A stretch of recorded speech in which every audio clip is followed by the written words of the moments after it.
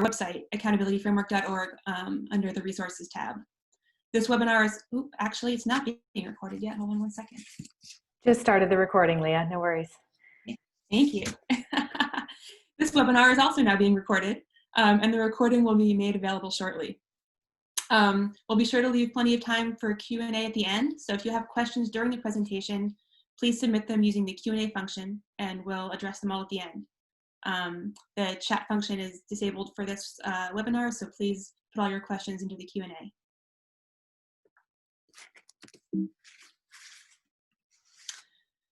The topic of today's webinar is Improve Your Company's Sustainability Ratings. Many organizations and initiatives assess and score company performance on topics related to deforestation, ecosystem conversion, and human rights. The information that these initiatives publish or share with their networks is one of the main ways that commodity buyers, investors, consumers, and other stakeholders evaluate company responsibility related to agricultural and forestry supply chains. In order to clarify expectations and harmonize methods for assessing company performance, the Accountability Framework Initiative is working closely with many of these organizations to support greater standardization of scorecards and rankings, with scoring criteria based on the best practices detailed in the Accountability Framework. Therefore, following the elements of the framework and reporting in alignment with its guidance can help companies earn higher scores and better ratings and get recognized towards their progress towards supply chain goals. The agenda for today's presentation is quite straightforward. We'll hear from the Accountability Framework Initiative about the coalition's work to provide clarity around corporate accountability. And then we'll turn to our panel to discuss the work of leading, assessment, and scorecard initiatives. And then we'll take participant questions for all our panelists. We have a really exciting set of speakers for today's discussion. Emma Keller is the head of food commodities at WWF UK.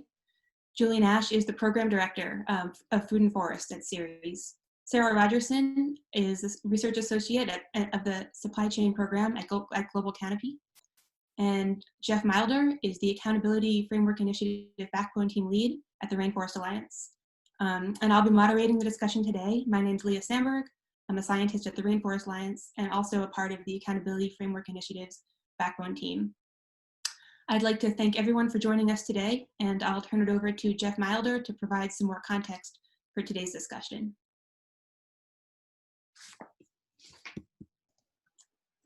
Thanks very much, Leah. Can you hear me? Yes. Great. Good day to everyone, and let's begin with a simple question. What good are sustainability ratings? Is this just a way to keep sustainability directors on the edge of their chair? No, we hope it's more than that. The purpose of these ratings is really to keep us all focused on managing the aspects of business that are most essential if we want to achieve the goal of delinking commodity production and consumer goods from deforestation, conversion, and human rights abuses. And there really is truth to the adage that what gets measured gets managed, right? But for ratings and scorecards to help us manage, it's important that they measure the right dimensions of company performance. And this really means two things. First, that the ratings actually provide a good proxy for the company's sustainability performance. And second, that the ratings reflect the expectations of companies' most important stakeholders, including investors, customers, and civil society. And when that happens, companies can use these ratings and use these scorecards as a way to help them manage customer expectations, mitigate risk, and maintain their social license to operate. So more than a thorn in companies' sides, these ratings can actually be a tool to help them effectively manage for these needs. Next slide, please. But for ratings to function effectively in these ways, they also need to be well aligned. And in the past, this was not always the case as we worked toward the learning curve of how to address these issues. We saw that different ways of understanding sustainability performance sometimes resulted in inconsistent metrics and ratings. And this slide shows an actual example from 4 or 5 years ago, where one very prominent consumer goods company received 2 very different scores on 2 different palm oil scorecards, based on differences on the criteria used to assess performance. So this can be a headache for companies and really make it challenging for them to prioritize their sustainability efforts and feel confident that they will be recognized when they do the right thing. So one of the main purposes of the Accountability Framework Initiative, or the AFI, if you want to advance the slide, please, Leah, is to provide clearer direction to companies regarding the expectations for responsible supply chains, and to make sure that this guidance, that these expectations are consistently reflected in how company performance is evaluated, including by rating initiatives. We sometimes refer to this as the accountability loop, and here's how it works. So most important, the focus is on supply chain companies, those that produce, trade, and purchase agriculture and forestry commodities. These companies are making the frontline decisions that determine what kinds of impacts these commodities have on forests, ecosystems, and human rights. These companies are then asked to report and disclose how they are addressing these impacts. And so companies publish their sustainability commitments, in some cases their action plans, they publish sustainability reports, and they provide other types of non-financial disclosure. This information, combined with other data, are then used by various accountability initiatives to evaluate and score company performance. Some of these initiatives provide public scorecards and ratings, such as some of our panelists today, WWF, Forest 500, Behind the Brands, and others that you may be familiar with. Some of these initiatives furnish data at a business-to-business level, such as CDP Forests or the Sustainability Consortium. And some of these initiatives make performance data available to investors or help investors make decisions based on indices, such as those published by Dow Jones and MSCI, among others. The purpose of all this information is to inform decision-making by those groups that are most relevant to the business of these supply chain companies. And this includes investors and lenders, it includes commodity buyers, it includes civil society, and increasingly we see also a role for regulators as the European Union considers due diligence-based legislative requirements around deforestation and human rights. For this loop to function well, there needs to be good alignment among all of these pieces. And strengthening this alignment has been a primary focus of our work with the Accountability Framework Initiative. So by having published the framework a year and a half ago, there are now much clearer norms and expectations for companies around the policies and commitments they should be making on sustainability issues, around how to approach risk assessment, establish effective implementation systems, and conduct credible monitoring. The AFI is also working closely with many different reporting and assessment initiatives to more closely align their methodologies and their rating approaches. We have a tool called the Common Methodology that was developed with these groups and is now being used by them.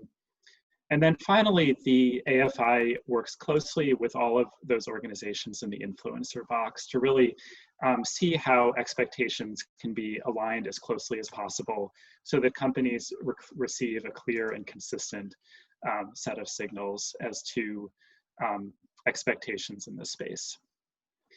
Achieving this alignment does not happen overnight, but we've been working at it now for a couple of years, and I think it's fair to say that we've made a lot of progress. None of this could have been achieved without the terrific partners that have been working with the AFI on this journey. So I'm really thrilled that several of these partners have joined us here today. And now I'd like to pass the word to them to explain how they are working to achieve this strong and aligned accountability loop on commodities, forests, and human rights. Great. Thanks so much, Jeff. That was really helpful. If anyone has questions for Jeff, please put them into the Q&A box and we'll return to them later in our discussion. So next, I'd like to ask each of our panelists to introduce their organization or their initiative and explain how they approach corporate assessment and give an overview of how their work uses or relates to the accountability framework. So we'll start with Emma Keller, the head of food commodities at WWF UK. Emma, I think you can. Great. Thanks, Leah. Hi, everybody. Just wanted to talk to you today a bit about our scorecards that we do. And I'll use the example of our most recent one, the palm oil scorecard that we put out early this year, actually in January 2020, when it was a very different world situation to that we're all living in now. But WWF has long looked at company performance and benchmarked companies against what we think they should be doing in order to tackle some of these major sustainability issues, particularly in commodities. The journey has been interesting, and I'll talk a little bit more about that, but it's never been more important for these kind of issues to be addressed. I think we're seeing it now, where we're seeing the interconnectivities of human and planetary health in a way that we've never experienced before through the COVID-19 pandemic. So it's absolutely critical that businesses act as a force for good and go beyond where policy and other actions can take us. So this is why we've always focused on companies as a really key lever for change for tackling some of the world's biggest sustainability issues. So I'll go through the palm oil one, as I mentioned. So if you just go to the next slide, Leah, thank you. So why do we do scorecards? This is specific to the palm one, but it goes across all the different scorecards we do, including on soy, on cotton, etc. It's really about benchmarking companies' performance for those key activities that are critical to tackle these sustainability challenges.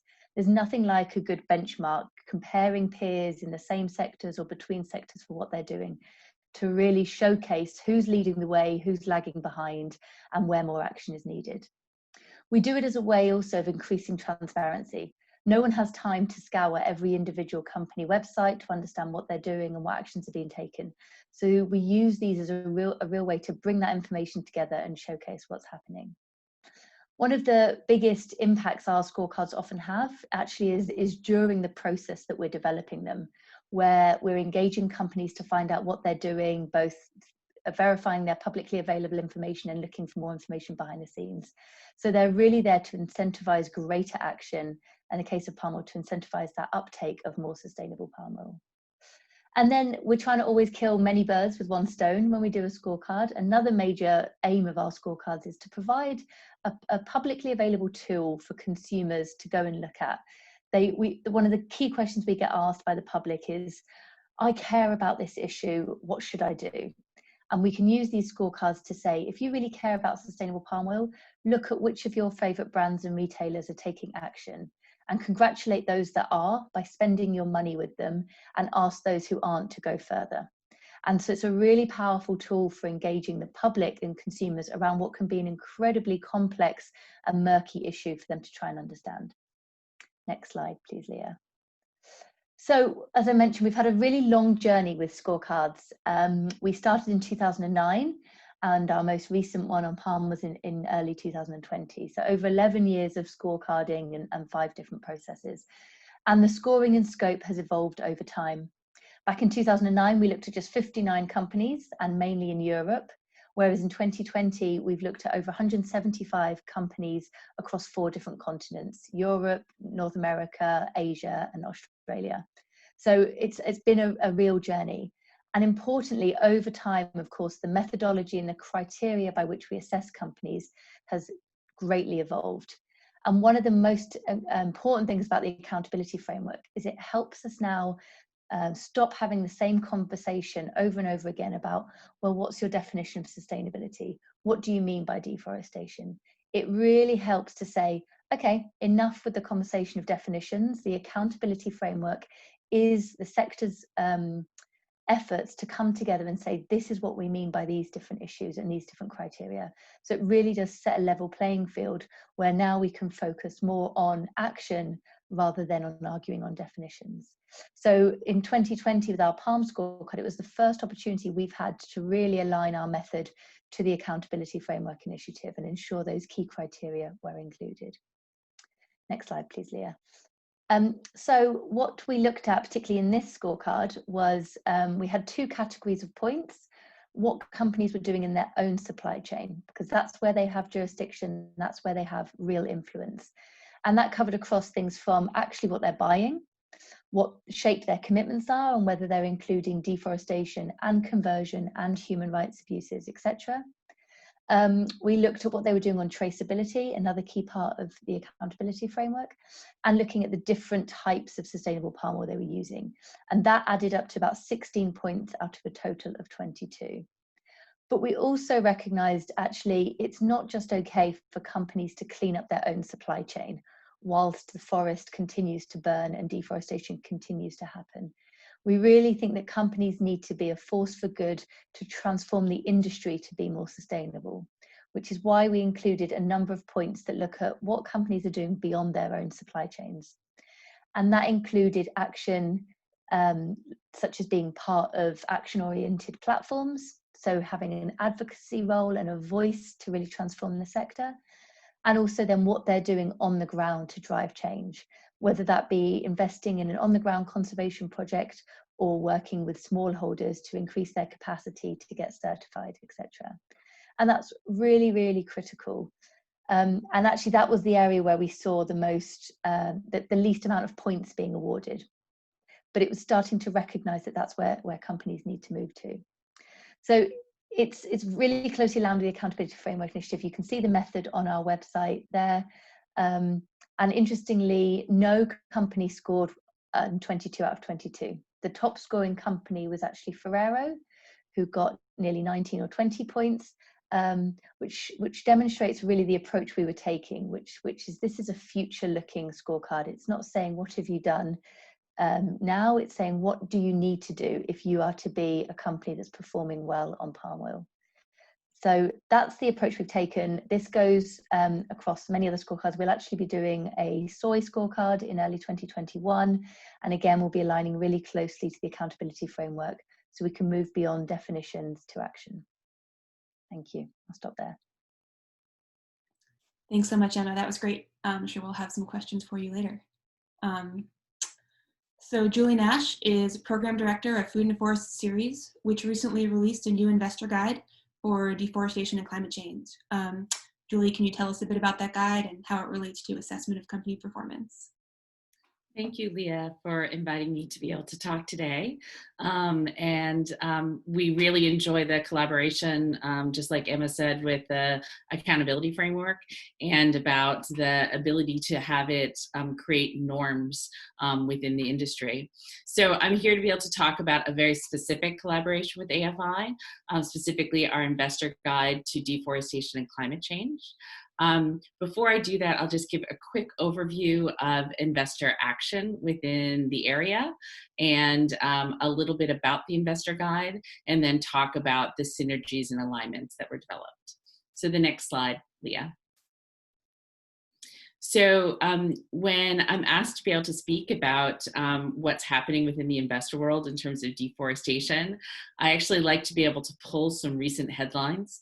So I think many of us have actually seen in the headlines from the Financial Times, Bloomberg, Reuters, the type of activism, I guess, we see within the investor community when it comes to deforestation.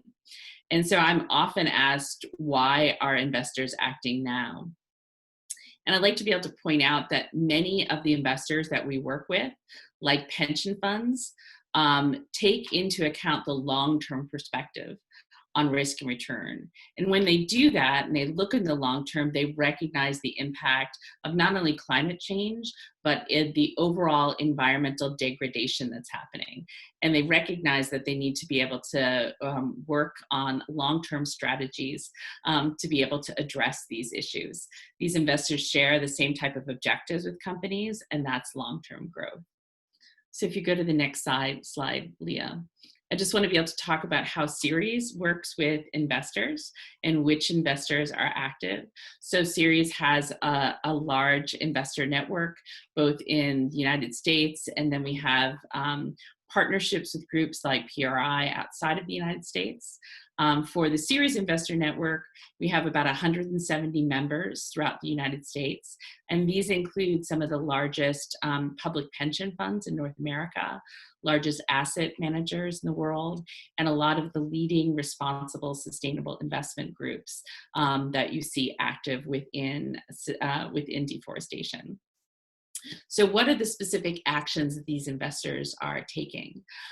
So yes, they signal in terms of policy. Yes, they make decisions in terms of buying or selling debt. But one of the things that we've seen that's been a real change within the last few years is how they're leveraging their voices as owners of companies and how they actively engage with companies that they own within their portfolio. So right now we have about 300 global investors who've signaled interest in terms of participating in company engagements, and about 75 who are right now in active dialogues with companies. These companies range from palm oil, which Emma talked about before, many of the traders and downstream companies, but then also we have a very large and active group of investors who are focusing in on work in Brazil. So if you take us to the next slide, Leah, I will just give a flavor of the investor guide in 3 quick slides. So the investor guide was really designed to be able to help investors who are really new to the space of deforestation and how they can address it within their portfolio. We put together materials that showed how large deforestation is as a driver of greenhouse gas emissions, and we showed how these emissions are really embedded throughout their entire portfolio of investments. If you'll go to the next slide, Leah. We also showed that companies can and must address deforestation within their supply chains. And if they do, it could significantly reduce their greenhouse gas emissions. And if you go to the next slide, Leah. We also showed that eliminating deforestation should be a key component of their corporate strategies to be able to address climate change. So for climate change, you have many companies that are outlining targets, action plan, and disclosing on those targets. What we showed is how you really need to be able to embed deforestation targets, action plans, and disclosures within your overall climate strategy. So if you go to the next slide, Leah, I'll talk a little bit about how we look to be able to align with the accountability framework. So I will admit, Leah, I took this straight off of your website that you just launched, which is fantastic. And it really sets out the idea of setting these commitments and targets, outlining an action plan, and disclosing progress. So throughout the development of the investor guide, we worked with Leah and Jeff and others within the accountability framework to make sure that as we are talking about these issues that investors are going to engage on, that we use the power of the collective voice, the collective norms that the accountability framework set up to be able to make sure that we aligned with the overall accountability framework as strategy. So the idea that companies need to be able to set no deforestation goals, including a no deforestation policy that applies to all commodities in all regions. We outlined an action plan. So what are the things that investors should be looking for in companies to be able to make sure that they have very strong implementation systems, including product traceability, which Emma talked about before, and supplier monitoring and verification. And then what is specifically really close to investors' hearts is disclosing progress. So investors expect companies to disclose progress on their commitments. A lot of times you'll have what are called dormant commitments, where someone will have made a commitment many years ago and hasn't updated that or disclosed progress and how they are doing.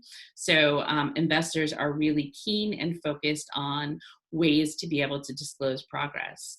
And I can say that especially on the disclosure of progress, we worked very closely to be able to make sure that what we were asking for aligned with the accountability framework, because we really believe that if we can all be speaking one voice, that really focuses in on the things that are going to be most impactful in a specific geography, that we have an opportunity to really be able to, I guess, change the tide of deforestation.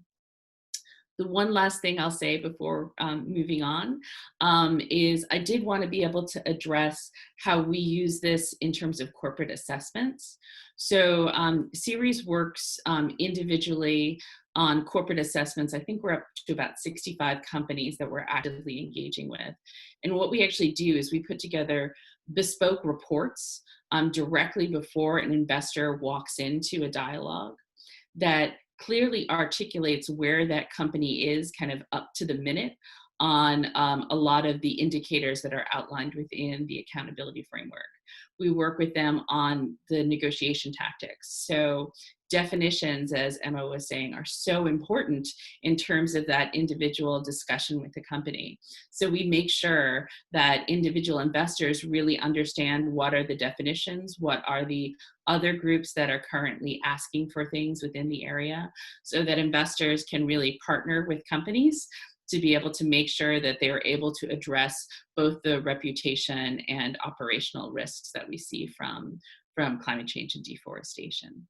But I will pass it on back to Leah, and I'd be happy to be able to answer questions at the end. So thank you.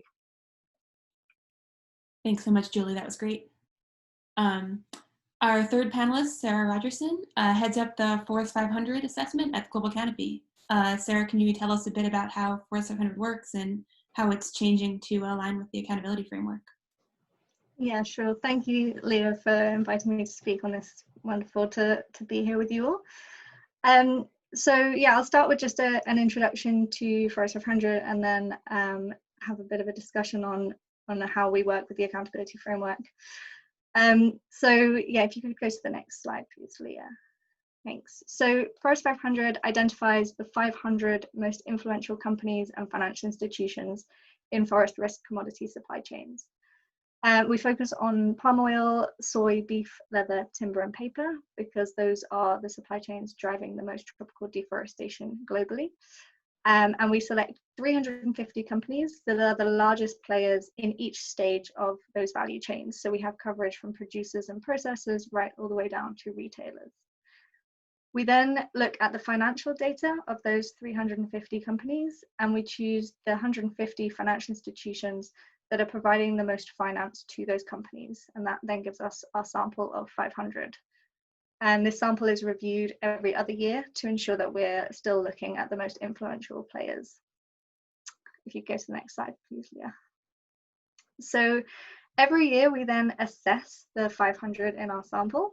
And we've been doing these assessments since 2014. So we're in our 7th year now. And we look at their commitments or policies to tackle the deforestation that they're exposed to. So in our assessments, we're only looking at publicly available information. So we look at what they've published themselves. We don't look at any third-party reports. And companies or financial institutions cannot provide additional information to us privately. It's all about what they've committed to and are reporting completely publicly. So we look at 4 sections in our assessments: their overall approach, so their overall commitment to deforestation. As Julie's already highlighted, are they looking at all commodities that they're exposed to? Are they looking at all regions?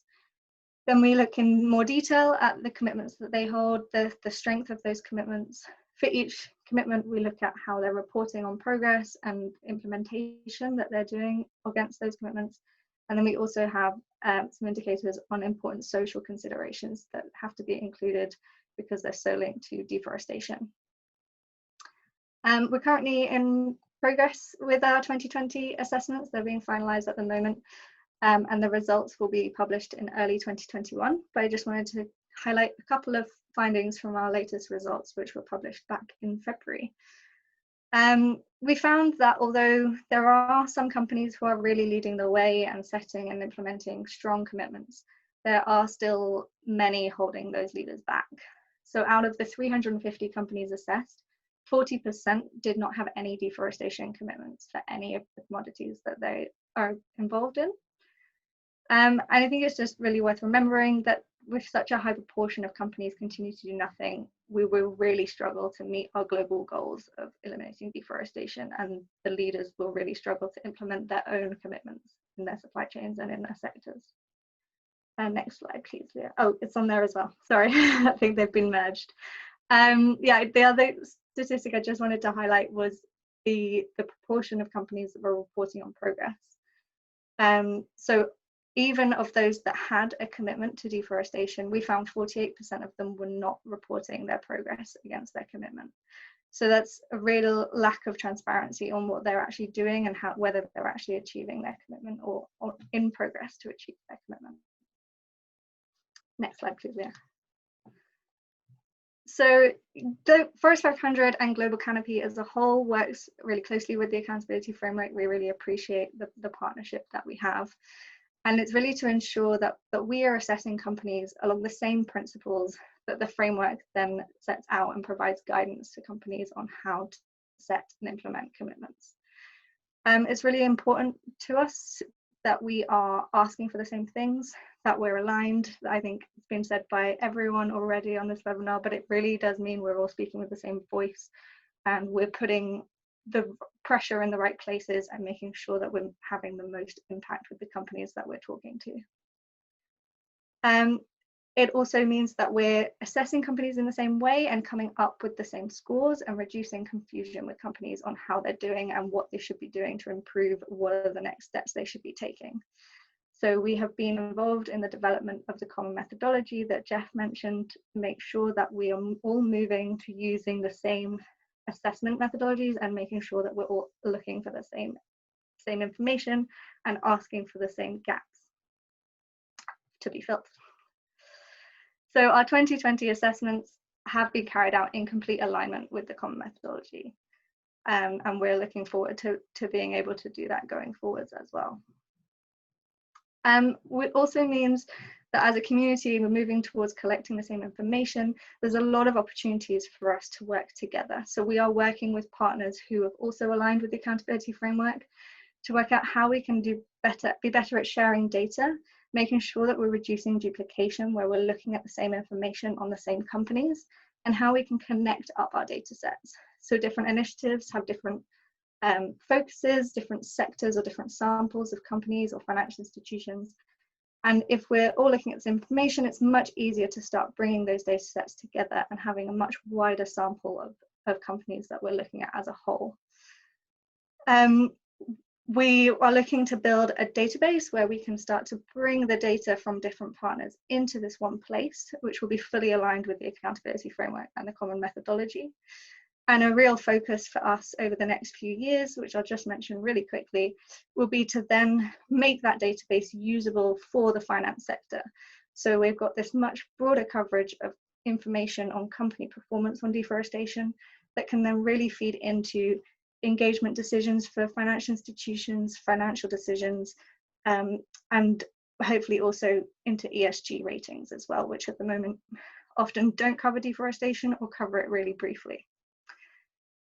So I'll leave it there, but yeah, very happy to take questions on all of that.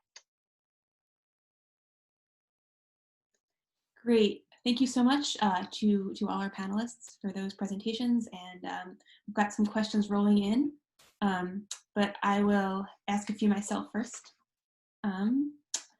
So I have a question for Emma, which really, and the goal of these questions is to really sort of get at the question at hand in this webinar, which is what companies can be doing to improve their assessment scores through all of your approaches. So Emma, a question for you would be, if companies are looking to improve their scores on WWF's commodity scorecards, where would you suggest they start, and what are some of the key gaps that you've identified at this point? Yeah, thank you, Leah. I mean, the simple answer is the way companies can score more across all of these assessments is by doing more, taking more action in their own supply chain and beyond their own supply chain to really be a champion for sustainability. And absolutely, the first key thing would be to look at the accountability framework initiative. We do know it is quite complex. There's lots of paperwork, lots of documents to read through, but there have been some incredibly helpful documents produced, some operational guidelines that try and break it down and simplify the key messages, the key definitions that should be looked at, and then you can look at further detail if needed to. So the first thing would be just have a look at your commitments and your policies. Do they include the key ingredients that the accountability framework is putting forward? And if not, what can you do to start taking action on those? One of the key gaps we saw in our scorecards were that many companies had commitments, but not so many had action. Demonstrated action. And part of that also is in 2009 and 2011 in our scorecards, we only scored commitments really, and a bit of what they were purchasing in terms of sustainable volumes. We didn't look in detail at actually what was being done because it was just much harder to get that data for. But now we do. We absolutely need to see action. Everyone talks now, we're in the decade of action. We know that deadlines were set under the New York Declaration on Forests, under the SDGs, under many different commitments for 2020 to be the deadline that we would have eliminated deforestation and conversion from supply chains. And to be frank, we know that commitment is going to be failed. It's not going to be met. So we really need to see a doubling down on action with more bold commitments that actually incorporate the more advanced science we've got now that look at both forests and conversion of other natural habitats that are incredibly biodiverse and incredibly rich in carbon. So yeah, the first thing is just that exercise. Go through your policy, see how it compares, and then come and talk to us and others about how you can set policies that are commensurate with what the accountability sets out.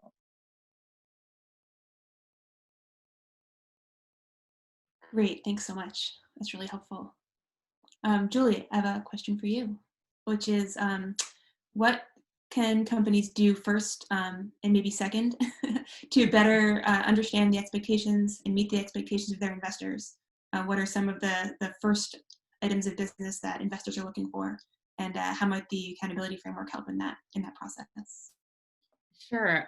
So I think that the investor guide for deforestation and climate change definitely lays out the investor expectations and kind of in some places actually focuses them to the accountability framework. What I can say that we have also seen in recent times is the fact that sometimes companies will have a single commodity and a single policy on that commodity. And what we have seen is that there are a lot of different commodities that drive deforestation at the local level. And so what we're looking for is really cross-commodity commitments so that you don't have a situation where you have a palm oil policy and then suddenly the farmer is able to change to simply be able to have rubber where they don't have the same kind of policies. So we're really looking for these cross-commodity policies. And I don't think that we could have been asking for this if it weren't for the frameworks that have been set up by the accountability framework. The other thing that I would say is, as Emma talked about and as Sarah talked about in her presentation, we really have an implementation problem. And it is recognized by investors. The difference that I would say in terms of the investors is that what they're most concerned about is the lack of disclosure, these kind of dormant commitments, because there's a commitment that's out there and the company hasn't talked about how they're going to follow through, which leaves that company open to significant reputation risk. So from the standpoint of the investor, not only do they want commitments, but they want to be able to really understand what's the company action plan and are they meeting the action plan, just like they would in terms of financial or growth targets. Are they meeting those targets that they've laid out?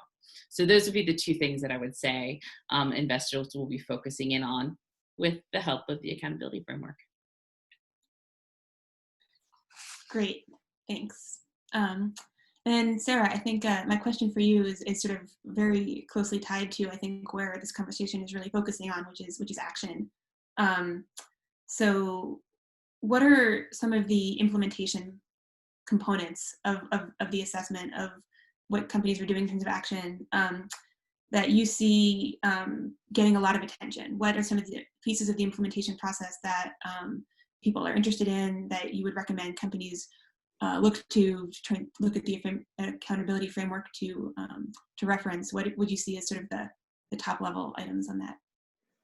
Sure.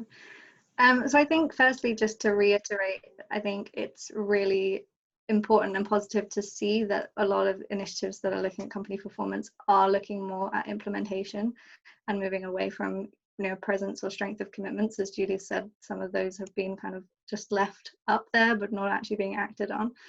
But it's definitely more tricky to get at, but it's worth it because it does show that a company really is acting on these commitments, that they are meaningful as well.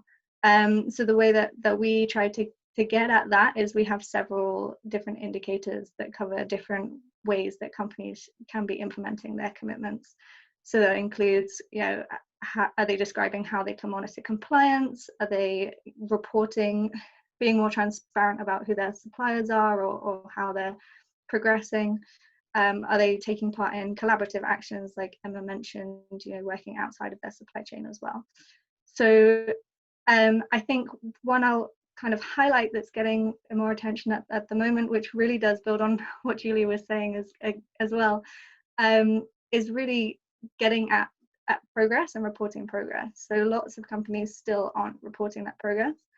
But I think what stakeholders, what society and financial institutions are also really interested in is what processes are the companies taking to verify that progress? How are they making sure that some of their volumes are compliant with their commitments? What are those processes that they are going through before they make that reporting and claim how far they've got? So I think really laying that out as part of progress reporting is really important for companies to be doing. Great, thank you. And thanks all for your work on this and your great presentations. I'm gonna turn to some of the questions from our participants now. I might actually give a first one to Jeff. Just a question, we've gotten a couple related to the fact that all of these voluntary commitments and assessment programs are incredibly useful, and it's good that we're getting in line, but wouldn't it be easier if there was some legislation behind this? So I thought maybe you could speak for a sec about some of the work that we're also doing, the accountability framework, to align with or to address some of the EU legislation that's ongoing. Sure, yes, happy to do that. And I think it's fair to say that many other people share the same opinion that was expressed by the commenter, that the work that groups like ours have been doing over the past several years, together with companies in the voluntary space, really could be more effective, ultimately more efficient, if it could be moved into the public policy space. And that's exactly what's happening right now.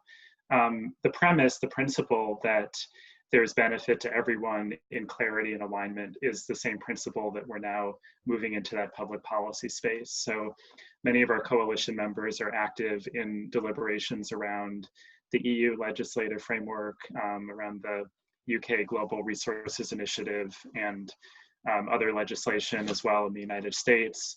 Also, I want to mention in tropical countries as well, where governments are developing policies to also address deforestation and human rights issues.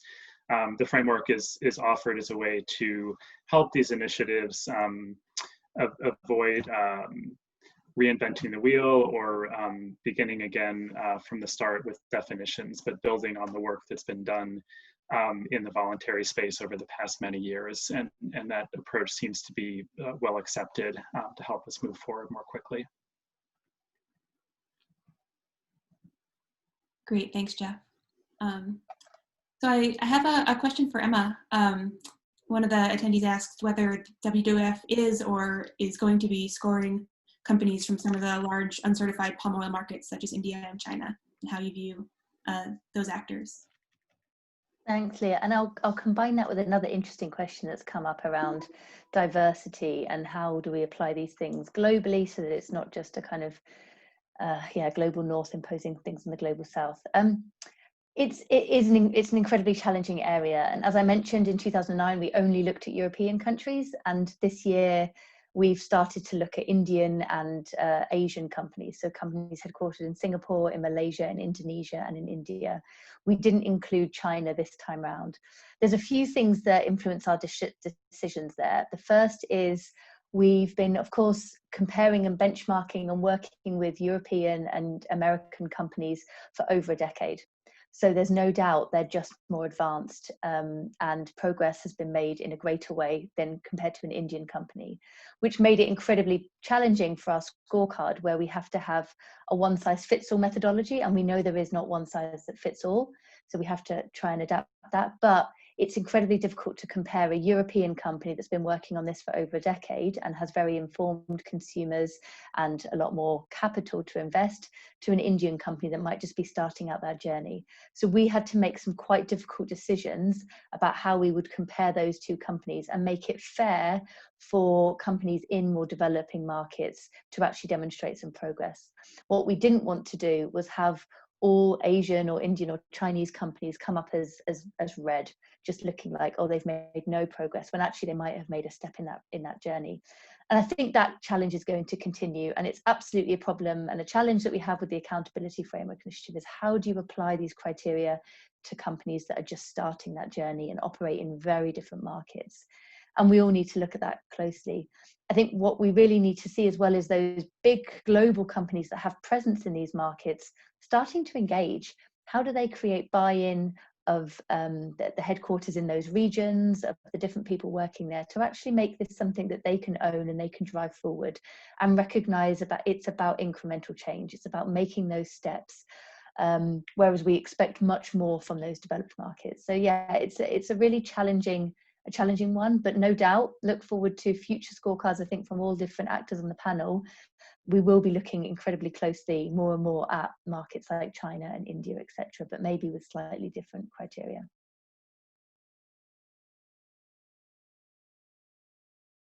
Great, thanks so much for building those. Julie, I've got a couple of questions I think that point at you around the process of how investors might engage with companies that aren't compliant with their expectations or with the accountability framework. What does that process look like? Sure, and I just want to be able to give a nod to you, Leah, in terms of the work that you've done over the last couple of years on supplier noncompliance, which we joke about as being the most boring term for really what is kind of the teeth that you need and is central to the accountability framework. So investors recognize that as traceability increases, you're going to find instances within your supply chain that you hadn't anticipated that do have deforestation. And so what investors are looking for is a protocol. It's kind of like you would have a risk management strategy. You need to be able to have a risk management strategy for your supply chain. And those supplier noncompliance policies, what it really outlines is, what do you do day one when you figure out that there is deforestation within your supply chain? What's the type of action plan that you put together?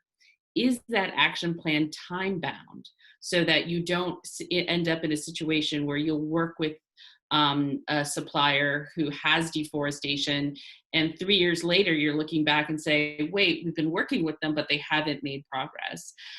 So the idea is to be able to have commitments that are strong and robust, and that you have these protocols that allow you, as either the investor of direct assets, which I think I've seen one question here, or you are a company who is getting supply from someone who has deforestation. So what's your action plan of being able to put that together? And then we are asking for public disclosure of that. Because one of the things that you see is, once there was public disclosure that happened within the palm oil supply chain, and I need to nod my head to the advocates who really worked on that for many years. It allows others to be able to see where there are concerns within the supply chain, so they can be flagged by a number of different either companies or investors.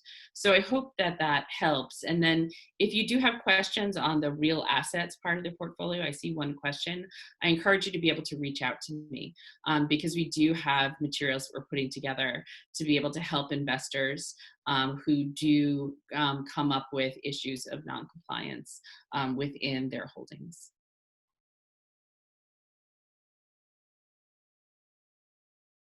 Great, thank you so much. Always a good topic to talk about.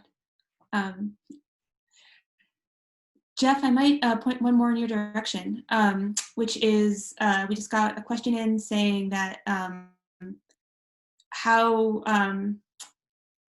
what's sort of a big picture question about the value of the framework in supporting companies to score better against a lot of these assessment processes without providing a specific score itself or certification itself. So I think a question to your initial presentation.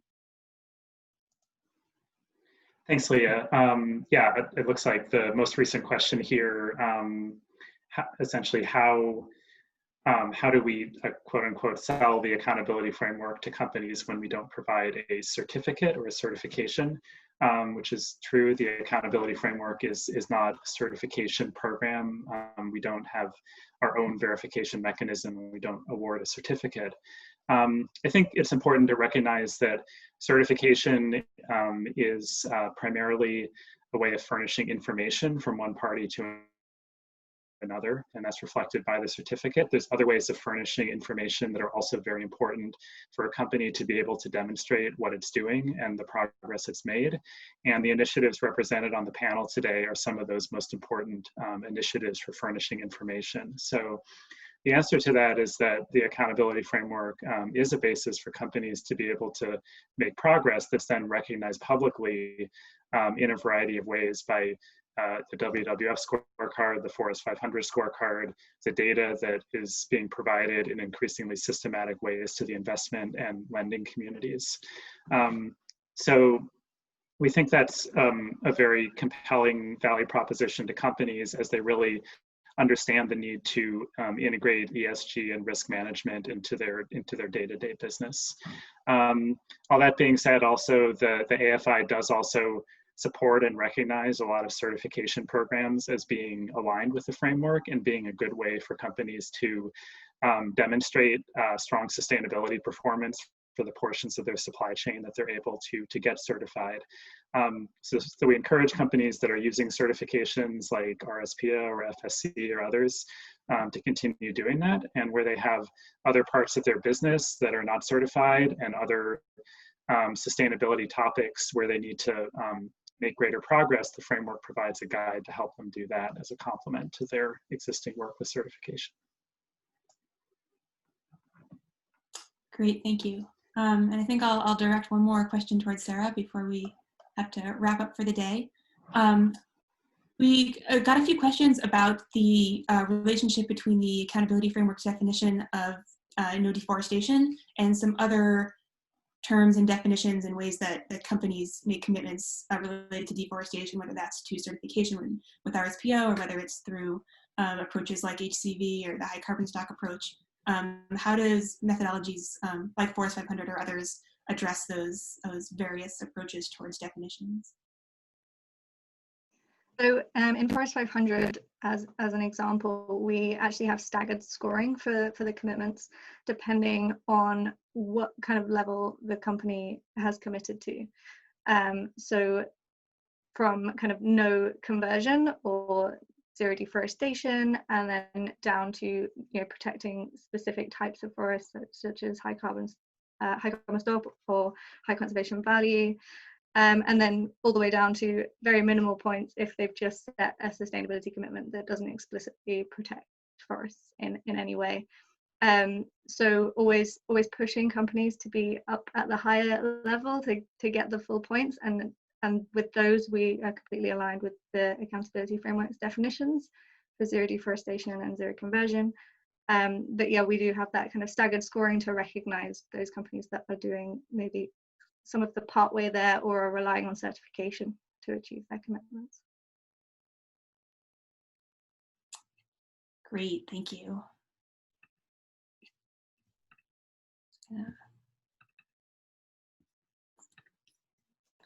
Get my screen shared again, excuse me for the delay there. Great. Well, thanks for all these great questions, and I think we're coming to the end of our time here. There's a lot more questions we could be answering, but I would invite you all to send any further questions to us or to any of our guests.